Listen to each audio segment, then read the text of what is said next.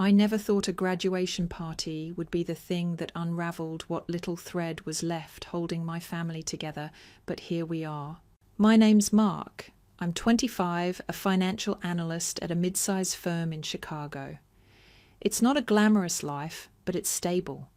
I earn well, I budget hard, and I like to think I'm building a future for myself, or at least I was, until my parents asked me to cough up $2,300 for my younger brother's graduation bash.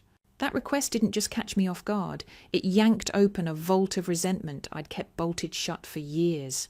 To be clear, I'm not against celebrating achievements. I'm not some cold-hearted older sibling who rolls their eyes at every family get-together. But when I graduated college 2 years ago, there was no party, no balloons, no fancy dinner, just a grocery store bouquet from my parents and a polite clap on the back. And the celebration dinner, I paid for it out of my savings because no one else offered. Fast forward to now. Stephen, my younger brother by 3 years, finishes his degree, and suddenly it's confetti and champagne and a full banquet at a high-end restaurant downtown. Over 50 guests, professional photos, a custom cake with his major iced in gold. It was the event of the month. And then the kicker. Mark, my dad said, tapping the receipt with a heavy finger, "You're covering half. It's your brother's big day. Step up." No, would you mind? No, can we talk about it? Just a demand, like it was a foregone conclusion. At first I thought he was joking. I blinked, looked at my mum, hoping to see some flicker of reason in her eyes. She just sipped her tea and nodded like it was the most natural thing in the world. "You're the oldest," she said. "He's your little brother. You should be proud to help him shine." Something inside me twisted.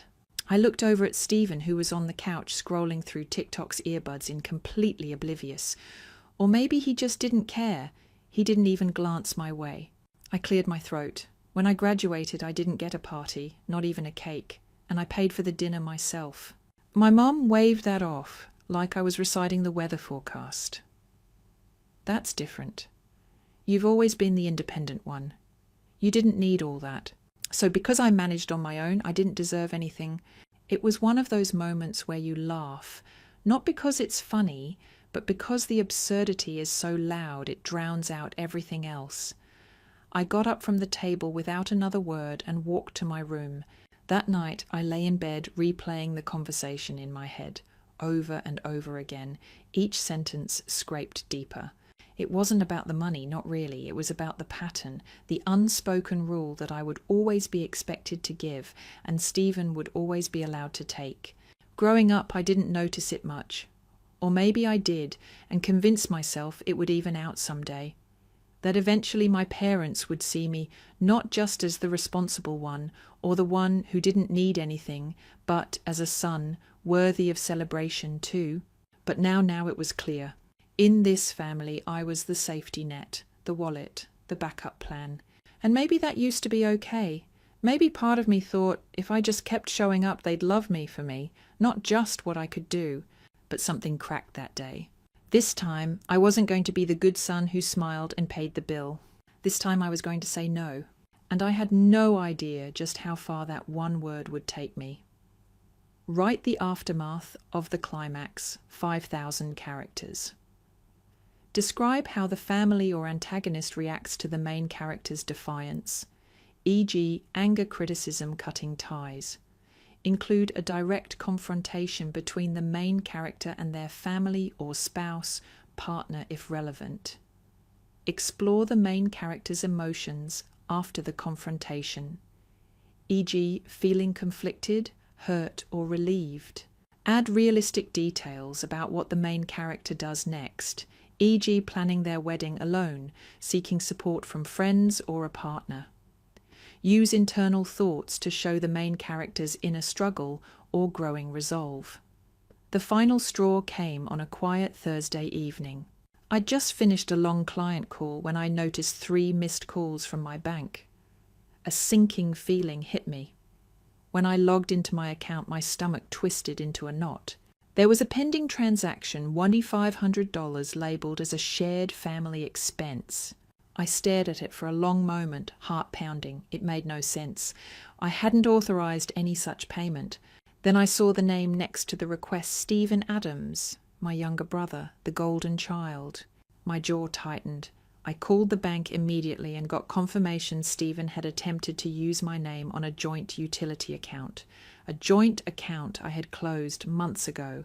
He'd reopened it, without my consent. And now he was charging bills to it. Bills I had nothing to do with. I don't remember what I said to the bank rep. Probably something flat and professional. I know I asked them to cancel the transaction, freeze the account, and send me a full activity log. I sat on the edge of my bed afterwards, staring at the floor, numb. Not even furious, not yet, just numb. Later that night, I got a text from my mom. "Hey honey, I hope you're not mad about the bill. Stephen needed help and we assumed you wouldn't mind since you've always been so generous. Let me know if you need anything." And that was it. No apology, no heads up, no acknowledgement that something incredibly wrong had just happened. They didn't even try to hide it anymore. I didn't reply. Instead, I dug out the old receipts, bank statements and text threads I had saved for years, proof of every time they'd used me, manipulated me, or twisted a favour into an obligation. The years blurred together, the $800 I lent Dad to fix the roof that ended up covering Stephen's spring break trip, the birthday dinners that doubled as guilt traps, the sudden emergencies that only I was expected to solve.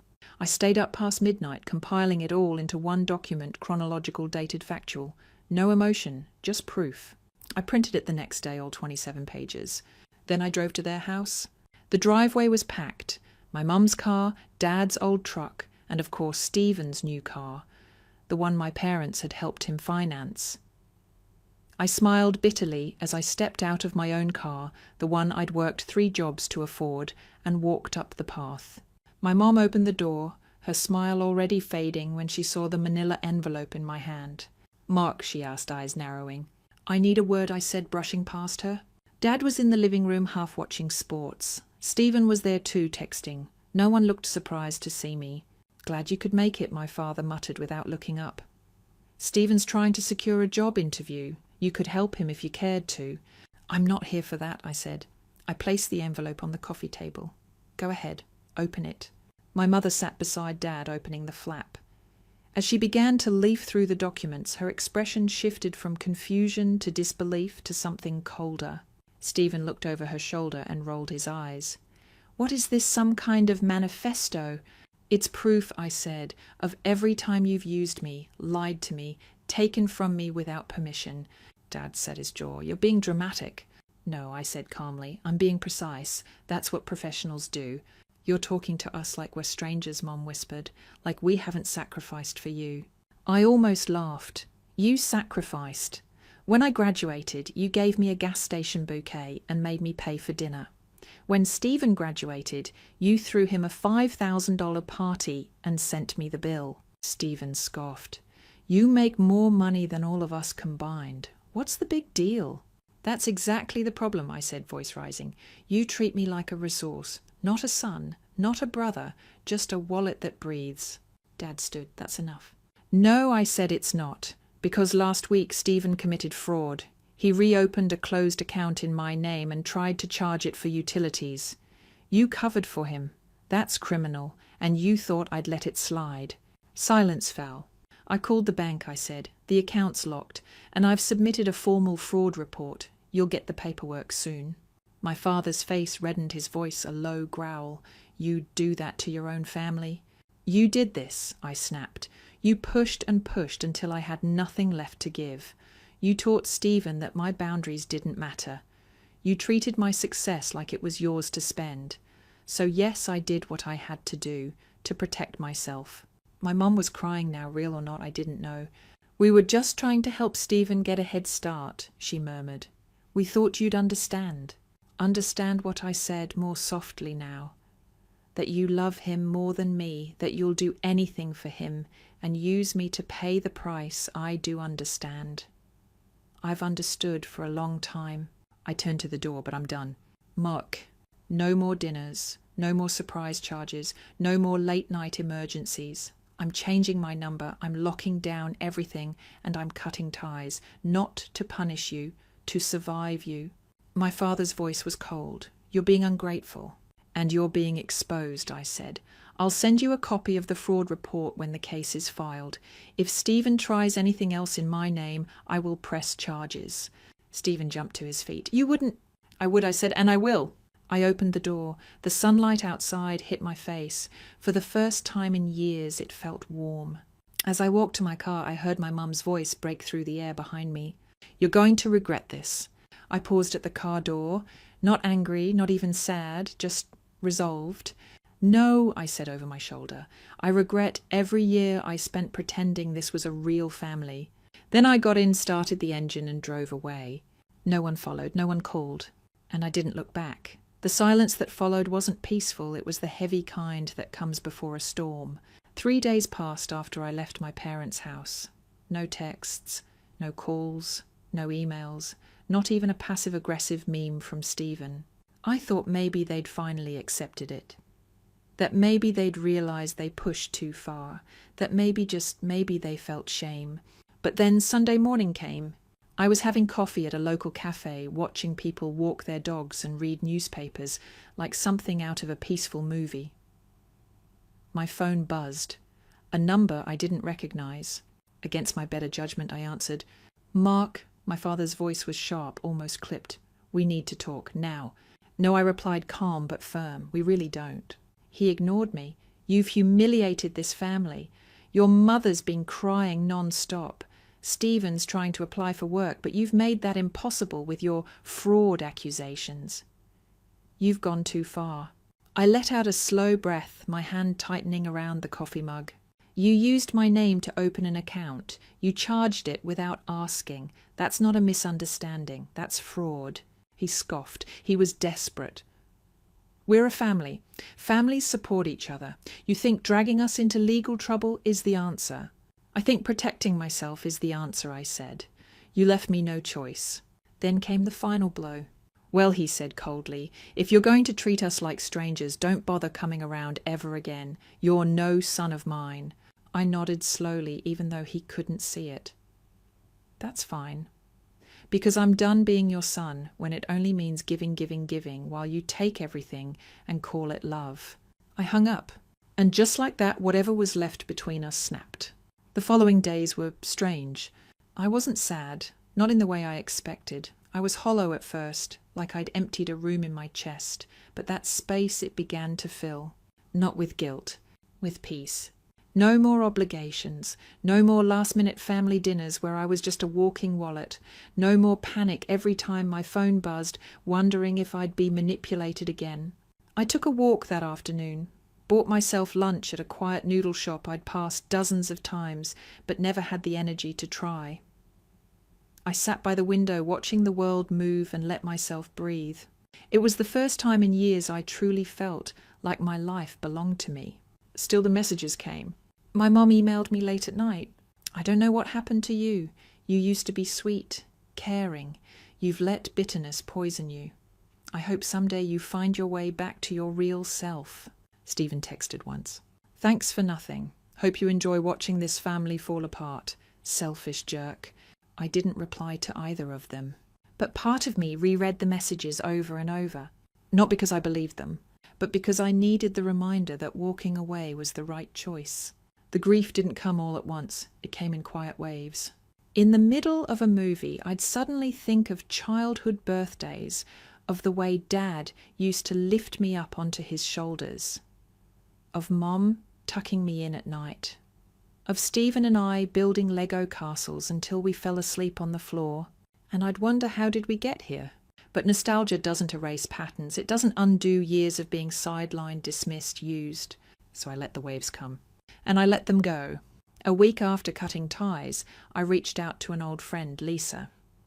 We hadn't talked in a while, but she'd always been one of the few people who saw through the perfect family facade. She picked up on the first ring. Hey, stranger, she said, I was just thinking about you. We met up that evening. I told her everything from the MacBook to the fraud to the confrontation and the aftermath. She didn't interrupt, just listened.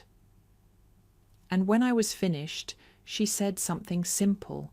You did the hard thing, the right thing. Most people wouldn't. Her words cracked something in me. The quiet support, the validation, it made me realize how rare it was to be seen. That night I slept better than I had in years. The next few weeks I focused on rebuilding. I cancelled any remaining automatic payments tied to the old joint accounts. Changed passwords, notified the bank to flag any suspicious requests tied to my name. I found a new apartment, modest but mine. I picked out curtains, a second-hand bookshelf, and a kettle I actually liked. I cooked simple meals and ate without my phone buzzing about someone else's crisis. I started journaling again, something I hadn't done since college. Just a few sentences every night. Small things tried a new tea, called Lisa, read 3 chapters, but they added up. Every page was a reminder, this is my life now. Still the loneliness crept in sometimes. No matter how justified the break was, it was still a fracture, a void where family used to be. When I saw co-workers with their parents at office events or overheard someone talk about their siblings' wedding plans, something in me twinged. But I didn't want fake family anymore. I wanted real connection, even if it meant building it from scratch. Lisa became a steady presence. She checked in, invited me to dinner, introduced me to people who didn't know my past and didn't care people who knew me. Bit by bit the guilt faded, not entirely, but enough for me to stand tall again. Sometimes I still get messages from distant relatives. My aunt messaged recently, "Your mum says you haven't called. Can you be the bigger person and reach out?" I didn't reply, because I was done being the bigger person for people who never grew up. And I was tired of patching holes in a ship that never cared if I drowned. The hardest part of walking away from family isn't the silence. It's learning to forgive yourself for needing to. But now when I look in the mirror, I don't see a selfish son. I see a man who chose peace over guilt, who finally said enough. And meant it. 6 months passed. 6 quiet, steady, liberating months. By now, my life had reshaped itself around peace and intention. No screaming matches, no guilt-laced phone calls, no surprise visits demanding money or apologies, just stillness. It was unfamiliar at first, almost eerie. I'd grown up equating family with noise and obligation. But slowly my nervous system began to believe that calm was safe. That silence could be gentle. I started filling that space with things that mattered. My job stabilized. I received a promotion after leading a client project that no one else had wanted to touch.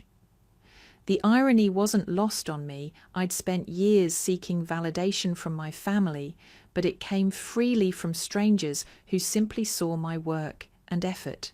With that raise, I invested in myself, not just with money, but with time. I signed up for a weekend photography course, something I'd always wanted to do, but never had time for.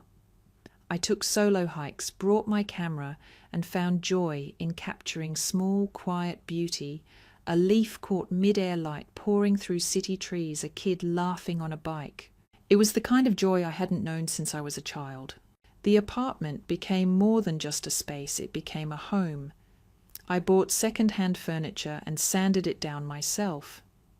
Lisa helped me pick out rugs and hang art prints. I painted one wall navy blue on a whim, and every time I walked in, it reminded me, you made this. No one gave it to you. No one controls it but you. Lisa became more than just a friend. Somewhere between takeout nights, shared playlists, and long talks about our messed-up families, a bond formed. One night over Korean fried chicken and cheap red wine, she looked at me and said, "You've changed, you know." I raised an eyebrow. "How so?" "You don't flinch when your phone buzzes anymore. You laugh more. You're light." I let the words settle. She was right. I didn't carry my past like a burden on my back anymore. It still existed. It always would, but I'd set it down. And then she added, "You deserve to be loved for who you are, not what you give." That night I kissed her for the first time. We didn't rush anything. There was no grand romance, no whirlwind of roses or declarations, just 2 people who had learned how to survive pain and were now learning how to grow something better. When we eventually moved in together, I made her a promise. If we ever have a kid, I said, we'll never make them earn their place at the table. She smiled and replied, if we ever have a kid, they'll know they're enough just by being. My parents never called again. After the loan agreement proposal, I think they knew there was no manipulating me anymore. The power dynamic had shifted permanently, and I had no more currency to offer, not money, not obedience, not guilt. Stephen's Cafe closed 3 months after it opened. I heard through my cousin Emily that they sold the family house to cover debts, moved into a rental out by the edge of town. The same cousin also mentioned that Stephen still hadn't found steady work. I didn't feel triumphant, just validated. For so long I'd questioned myself. Was I bitter? Was I overreacting? Was I a bad son? But now with distance and clarity I knew the truth. I wasn't the failure. I was just the scapegoat for a system built on favoritism, entitlement and manipulation. One day I found an old photo album in a box I hadn't opened since I moved. It was from when I was 10 photos of Stephen and me at a local park, muddy shoes, chocolate-smeared faces.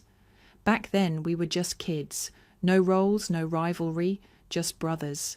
I smiled sadly and closed the book. Sometimes people change, sometimes people choose not to. Either way, you have to protect your peace. The biggest lesson I learned: self-respect isn't selfish, it's survival. For too long I thought loyalty meant letting myself be drained. That love required sacrifice, but real love, healthy love, isn't about depletion. It's about balance, reciprocity, freedom.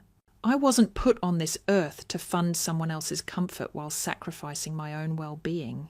And walking away from that expectation was the kindest thing I've ever done for myself. Now, when people ask about my family, I say this: I have a complicated history, but I'm building something better now. They don't need all the details. The healing is mine. Some people will never understand why you set boundaries. They'll call you ungrateful, cold, distant. But those same people never sat with you through the nights you cried yourself to sleep, wondering why love felt like a transaction. A year later, Lisa and I hosted a quiet gathering in our apartment. Just close friends, warm lights, homemade food. At one point, someone raised a toast to new chapters. I looked around the room, no judgments, no expectations, just laughter and presence. And I realized I wasn't missing anything. I hadn't lost a family. I had made room to build one. One built not on blood, but on choice. And this time the table had a seat for me. Always. Story 2. I was in the middle of reviewing property listings when my phone buzzed. The screen displayed an unfamiliar number, but something compelled me to answer. Mrs. Thompson, this is Disneyland Guest Services. Your son is here at our Lost Children Centre. My heart sank. What my son is with his grandmother and aunt. He was found alone near Adventureland about 30 minutes ago. He's safe and currently with our staff. I felt a wave of panic. Can I speak with him? Of course. A moment later I heard my son's trembling voice. Mom, they left me. They said they'd be right back, but they never came back. I tried to stay calm. It's okay, sweetheart. Daddy's on his way to get you. After hanging up, I immediately called my mother. She answered with a cheerful tone, oblivious to the situation. When I confronted her, she laughed it off, claiming she hadn't noticed he was missing. My sister chimed in, insisting her children never get lost. I was furious. How could they be so careless?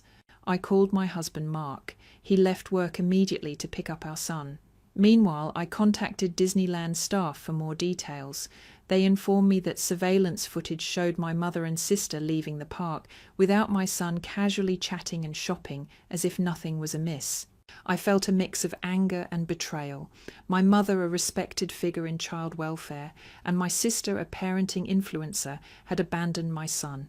Mark arrived at Disneyland and found our son safe but shaken. He brought him home and we tried to comfort him as best we could. That evening, we received a call from my grandfather, the family patriarch. He had seen the surveillance footage and was appalled. He called for an immediate family meeting. At the meeting, the footage was shown to everyone. My mother and sister offered weak excuses, but the evidence was undeniable. My grandfather was furious. He announced that both of them would be removed from his will and that he would be establishing a new foundation focused on genuine child welfare. My mother and sister's reputations were ruined. My mother's charity lost its funding, and my sister's influencer career collapsed. In the aftermath, Mark and I focused on helping our son heal. We sought therapy for him and spent more quality time together as a family. 1 year later, our lives have changed. We've distanced ourselves from toxic family members and are stronger for it. Our son is thriving, and we've learned the importance of trust and responsibility. This experience taught us that appearances can be deceiving and true character is revealed in times of crisis. After that day, something inside me shifted. It wasn't just anger, it was grief. Not because of the betrayal itself, but because I had ignored the signs for so long. My mother and sister had always worn masks. My mother, head of a child welfare foundation, loved being praised more than protecting children. My sister, self-proclaimed mumfluencer, loved her online image more than she loved being a real aunt. That night after the family meeting where my grandfather cut them both out of his will, my phone didn't stop buzzing. Reporters, foundation board members, even old friends texting things like, "Is this true?" and "I never would have guessed." My husband Mark stayed quiet, but I saw the storm behind his eyes. Our son Jamie was finally asleep, curled up on the couch in his favourite Spider-Man pyjamas, one arm thrown over the stuffed animal he had taken to Disneyland. That doll had more loyalty than his own grandmother. The next morning, Mark called into work. I didn't ask why. We both knew our son needed both of us now. Jamie's smile came back in pieces through cartoons, through walks in the neighbourhood, through the simple comfort of being home. But it was a quiet smile, one that hadn't fully returned. Meanwhile, the fallout kept coming. The board of my mother's foundation held an emergency vote and unanimously decided to remove her from her position. The official statement cited actions that violated the core principles of child advocacy. Donations plummeted. Her name, once synonymous with compassion, was now surrounded by scandal. Ashley's downfall came even faster. Within days, her sponsors dropped her Pottery Barn Kids Huggies, every brand that once lined her perfectly curated feed. Comments poured in by the thousands. Fake, hypocrite, unfit role model. She went private. Then she disappeared from social media completely. I wish I could say I felt vindicated, but all I felt was sadness. For Jamie, who lost people he once trusted. For myself, for believing that status meant safety. And maybe even a little for my mother and sister, because what they built wasn't real. And when the truth came, it shattered like glass. Grandpa called us over for dinner a week after the meeting. His mansion, once full of stiff silence, now felt warmer. Mark, Jamie and I sat across from him and Howard, my father, who had quietly filed for divorce and moved into a separate guest house on the property. "I've made changes," Grandpa said, simply sliding over a new copy of his will. "Everything will go to you, Jennifer, and to Jamie. You protect him, and in turn you protect this family's future." It wasn't about money, it was about legacy. For the first time in my life, I saw that legacy meant more than titles and charities. It meant action, it meant showing up, it meant not leaving a child behind and then pretending nothing happened. Mark and I began talking about starting something new. Not just rebuilding our family, but building something that would help other kids. Something real. That's when the idea for the New Dawn Foundation was born. Named by Jamie, who said one morning, "It feels like morning now, not night anymore. The foundation focused on children's emotional healing after neglect or trauma." We partnered with therapists, schools and legal advisors. We launched quietly, but grew quickly. People trusted what came from the truth. My mother tried reaching out once. She left a voicemail. "I didn't mean for it to get this far. I've lost everything." I didn't respond. Maybe one day I will, but not now. Not while Jamie is still waking up from nightmares. Not while Ashley's fake apology video is circling online like it fixes anything. Not while I'm still watching my husband sleep with one hand on Jamie's shoulder as if he can protect him even in dreams. We're not the same family we were a year ago. we're smaller, but we're whole, and sometimes that's more than enough. It's been a year since my son Jamie stood alone at Disneyland, his Spider-Man shirt stained, his hands trembling, waiting for people who were supposed to protect him. A year since the illusion of family shattered like dry bark under too much pressure. But seasons shift, winds carry away what no longer belongs, and when they do, what remains is real. We've changed, all of us. Jamie laughs again. Not the small, careful chuckles he made in those first few months, but the deep belly laughs of a child who feels safe. His therapy continues, but lately the sessions are filled with stories of school drawings of superheroes and dreams about becoming a vet. The Foundation New Dawn has grown more than we expected. What started as a way to help kids like Jamie has become a quiet movement. We focus on emotional support, long-term recovery, and protecting the spirit of children in the face of adult cruelty masked as care. Some days I look at my son and think he's stronger than I ever was. Because while I clung to the idea of family, Jamie learned early that not everyone who shares your name shares your heart. Mark has become more than just a husband or a father. He's become a partner in the truest sense. We built the foundation side by side. On the days I doubted myself, when memories made my hands shake and my voice falter, he reminded me that love isn't loud, it's steady. My father, Howard, filed for divorce soon after everything unfolded. He stays involved in Jamie's life now, no longer just a grandfather by title, but by choice. The kind of man who shows up for school plays, who kneels in the dirt with Jamie to look at ants, who says, "I'm sorry," like he means it. My grandfather William kept his word. He transferred the inheritance, every cent, to me and Jamie. "Use it for light," he said. "Use it to grow something honest." We used a portion to buy a quiet home, tucked into a slope, where Jamie can run barefoot across the yard and yell into the wind without fear. The rest, it went to New Dawn. Because there are more children like Jamie and fewer adults than there should be willing to stand for them. As for my mother and Ashley, they live in a quiet apartment across the valley now. Their names no longer appear in magazines.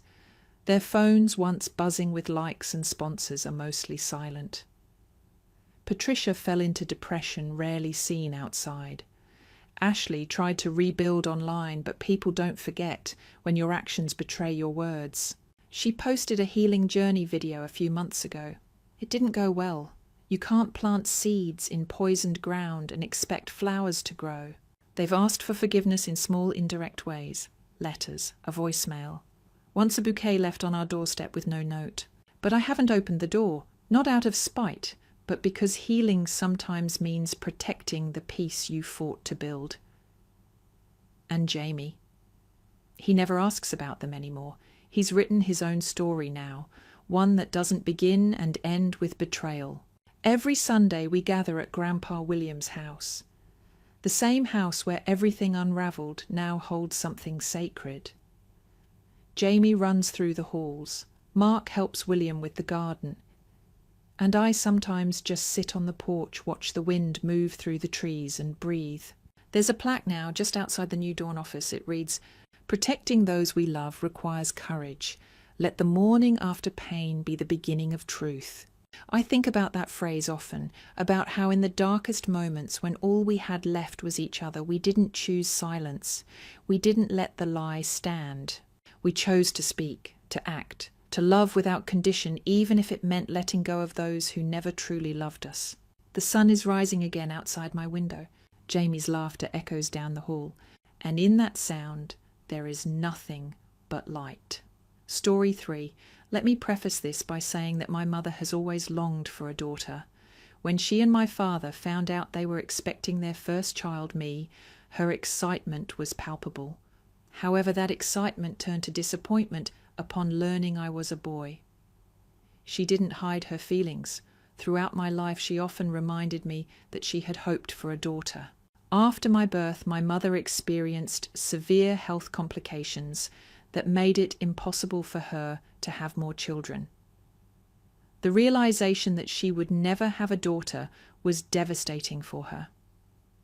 Over the years, I noticed how she doted on my female cousins, lavishing them with affection and attention that felt like an extension of the maternal love she had always hoped to give a daughter of her own. I accepted this behavior as just who my mother was and didn't take her favoritism personally. That is until my ex-wife Sophia entered the picture.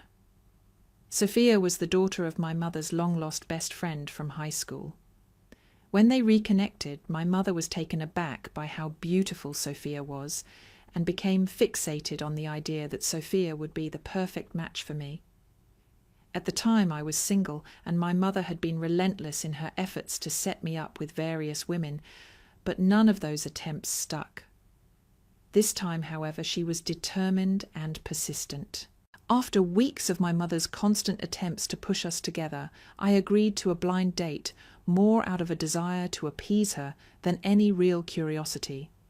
When I met Sophia, my first impression matched everything my mother had told me. She was incredibly beautiful. But as the evening progressed, I realized there wasn't much substance beneath her beauty. When I asked Sophia about her goals, she told me without hesitation that her dream was to be a stay-at-home mom. While there's nothing wrong with wanting to raise a family at that point in my life, I had very different ambitions. Sophia explained that her mother had always been a stay-at-home mum, and that in her eyes this was the secret to her parents' successful marriage. While I could respect that it worked for her family, it felt completely different from what I was looking for in a partner. I wanted someone with passion and drive, whether in a career or personal pursuit. After our first date, I was undeniably disappointed. I told my mother that while Sophia was indeed a kind and beautiful person, we had very different goals in life. My mother was visibly upset, almost as if I had personally wronged her by not giving Sophia a real chance. She insisted that I hadn't taken the time to truly get to know Sophia, and that if I just tried a little harder, I would see what she saw. Not long after that, my mother invited me over to her house, which wasn't unusual. However, when I arrived, I noticed that Sophia was there as well. Apparently, my mother had taken it upon herself to invite Sophia over too, so she could force another meeting between us. Once I arrived, both my mother and father hurried out of the house with mischievous smiles saying, "Enjoy your date." I was mortified, and judging by Sophia's reaction, she felt the same. We stood there for a moment, awkwardly looking at each other, unsure of what to say or how to handle the situation. Instead of leaving, we exchanged awkward laughs and eventually sat down to talk. Sophia admitted that she had liked me after our first date, and was under the impression that I had liked her too. I told her as gently as I could that while she was indeed a kind and beautiful person, I felt like we had very different goals in life. Sophia then explained that her intention wasn't just to sit around the house doing nothing, even if we didn't have children right away. She started to talk more about her volunteer work at the church and how she dedicated her days to working with children and helping those in need. Her explanation gave me a new perspective, and I started to see another side of Sophia that I hadn't fully appreciated before. Despite the reservations I had and the lingering doubts about our compatibility, I decided to take a leap and ask her out on another date. Sophia and I ended up dating for about a year before we decided to get engaged. I had also been promoted at work during this period, which significantly boosted my income and gave me a sense of stability. I felt financially comfortable enough to support Sophia once we got married, which gave me the confidence to propose to her. Our mothers, particularly mine, had been subtly pushing for us to get married sooner rather than later. They kept reminding us that Sophia's biological clock was ticking, even though neither of us had immediate plans to start a family. Their insistence made me think that getting married sooner was the natural next step. When we finally got engaged, my mother took charge of the wedding planning. She insisted on having a grand ceremony sparing no expense and offered to pay for the entire event herself. My mother was determined to make Sophia's dream wedding come true, as if it were her own daughter's wedding.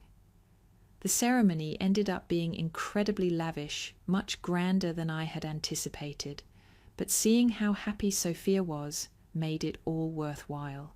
After the wedding and the honeymoon, I quickly resumed my routine at work, diving back into my job, which was more demanding than ever due to my recent promotion. Meanwhile, Sophia moved into my place and began to fully embrace her role as a stay-at-home wife.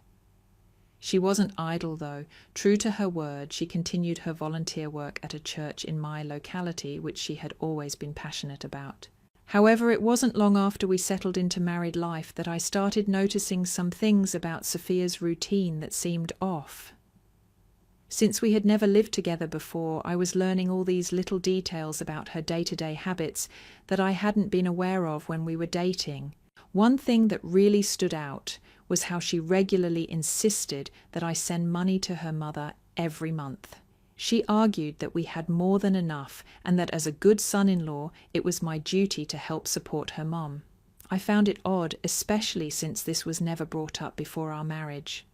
I had always assumed her uncle took care of her mother's needs, but now out of nowhere I was expected to contribute financially. Secondly, Sophia would often go out and come back home really late in the evening. I expected that since she was a stay-at-home wife, she'd be at home more often handling household things like cooking and cleaning during the day. But instead, she always seemed rushed when I got back from work and would frantically start to cook dinner late in the evening. Whenever I asked about why she was coming home so late, she would tell me how she was helping someone, whether it was a homeless person she met or a kid from the community who needed some guidance.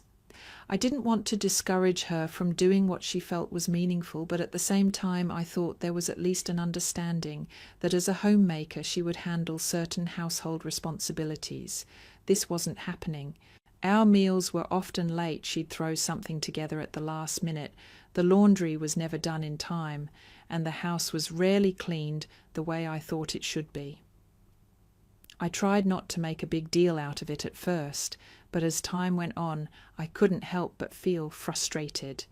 I began bringing it up with her, having several calm conversations about how she could balance her volunteer work and her responsibilities at home. Each time she promised me she'd change and do better, but the pattern never changed. One weekend, when she was once again out volunteering, I decided to go surprise her at the church where she said she volunteered. I thought maybe it would be nice to spend some time with her in her element, and I figured I could even lend her a hand if she needed help with anything. When I arrived at the church, I asked around for Sophia, expecting to find her in the middle of her volunteer work.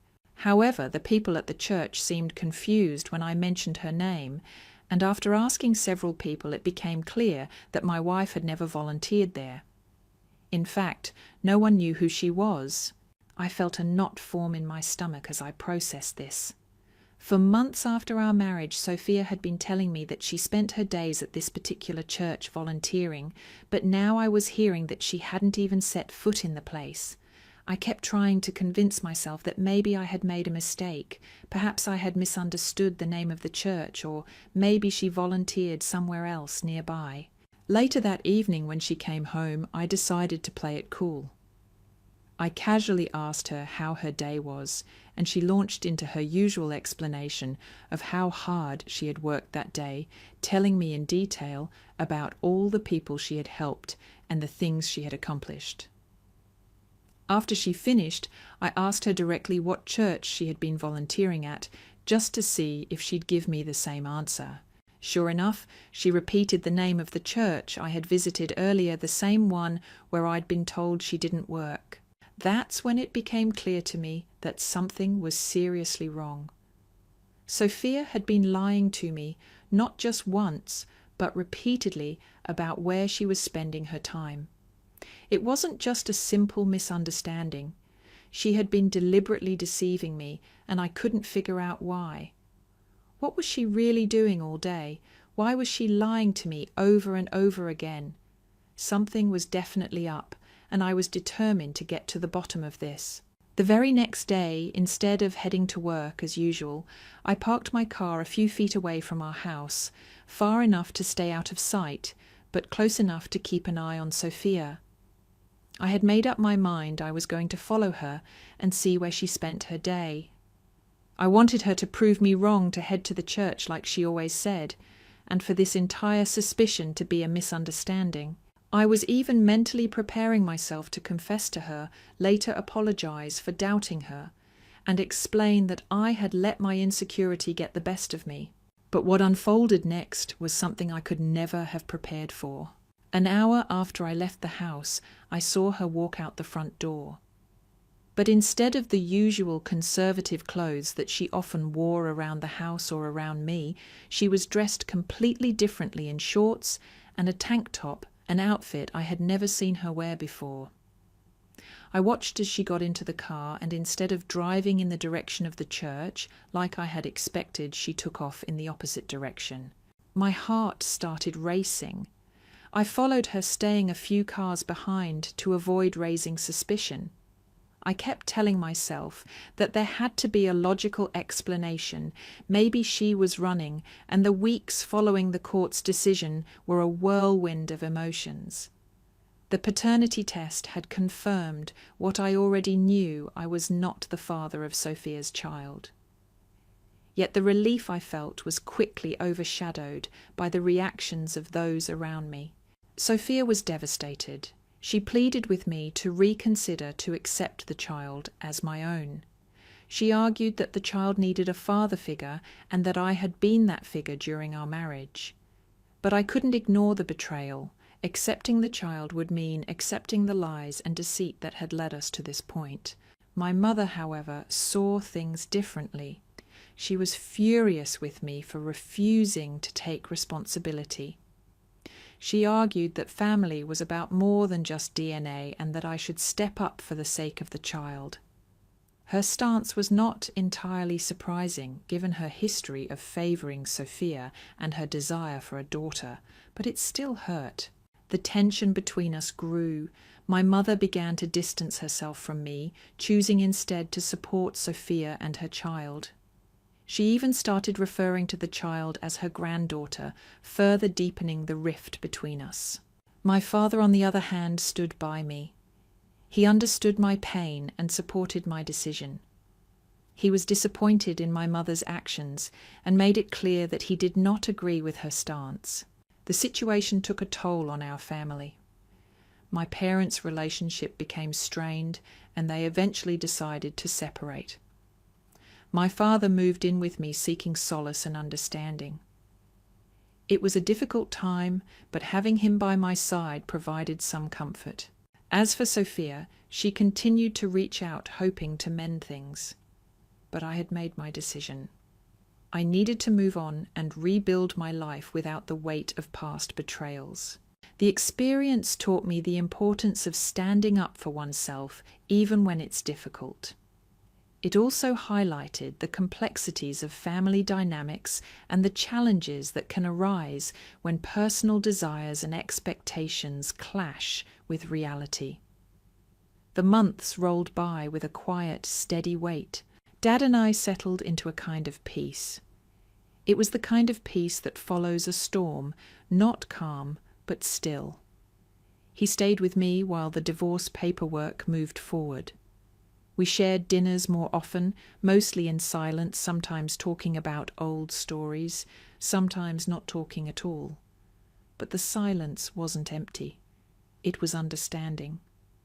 Two men picking up the pieces of what betrayal had cracked apart.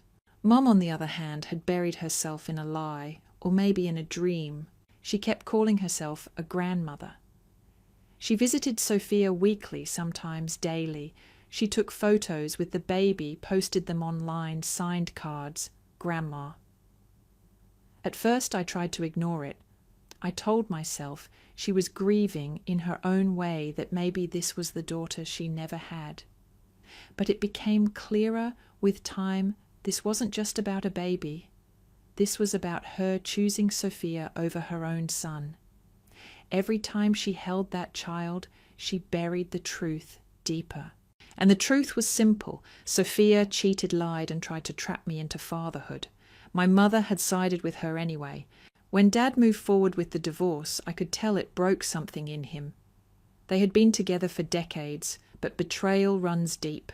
He told me one evening over tea I stayed quiet too long, hoping she'd wake up. But she didn't. Maybe she never will. Meanwhile, Sophia kept calling. Her messages became more desperate. Just visit, just once.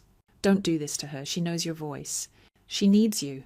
But each message only made my resolve stronger. I hadn't created this life she held. I wouldn't carry it on my back. Her affair partner had disappeared, ran the moment things got real. And now she wanted to pass the responsibility to me. But I'd carried enough already. I blocked her number. Still, her presence lingered in whispers through mutual acquaintances, social media, even mutual friends who asked me, "Are you sure she says she's changed?" But change isn't proven in words, it's lived. And Sophia hadn't changed. She just lost control. The final break came the day Mom sent me a photo album she made, handwritten captions, pictures of the baby, even a page labelled "My First Steps." I flipped through it slowly, each page a cut a little deeper. The last page was a letter. "I know you're angry, but this little girl could be the light of your life. She already loves you, even if she doesn't know it yet. Don't make the same mistake I did. Don't let the dream of a daughter slip away." I closed the album and set it aside. My mother had made her choice. Now I had to make mine. And so I began to walk forward. I poured myself into my work. The cancer drug trial I had led passed FDA approval. We were bringing real hope to people who had almost none. My team celebrated, and for the first time in a long time, I smiled without weight in my chest. I also expanded my time at the senior centre. Talking with the residents, hearing their stories, those hours gave me more clarity than any therapist ever could. One older man told me families who you walk beside, not always who shares your name. Those words settled inside me like roots. In time, I met someone new, not someone my mother picked, not someone who wanted anything from me, just someone who listened. We started slow, no expectations, no timelines, just honest conversation and laughter over coffee. I didn't rush it. I didn't need to. For once I was moving with the rhythm of my own breath. Mum still sends letters. I don't open them anymore. Not because I'm angry. I'm just done trying to explain what should have been obvious. Loyalty matters. Truth matters. You don't choose people who lie to you and then ask others to carry the weight of their choices. Dad and I still share tea some evenings. Sometimes we talk about fishing or music or a new movie. We don't mention Mom much anymore. He told me once I lost a wife, but I found my son again. Maybe that's the lesson in all of this. When the storm comes, the people who hold you steady are the ones worth holding on to. So I keep walking, step by step, breath by breath. Some days I still feel the sting of everything that happened, but the sting fades, and in its place there's something quiet and strong. Peace. Not perfect, but mine. And that I've learned is enough.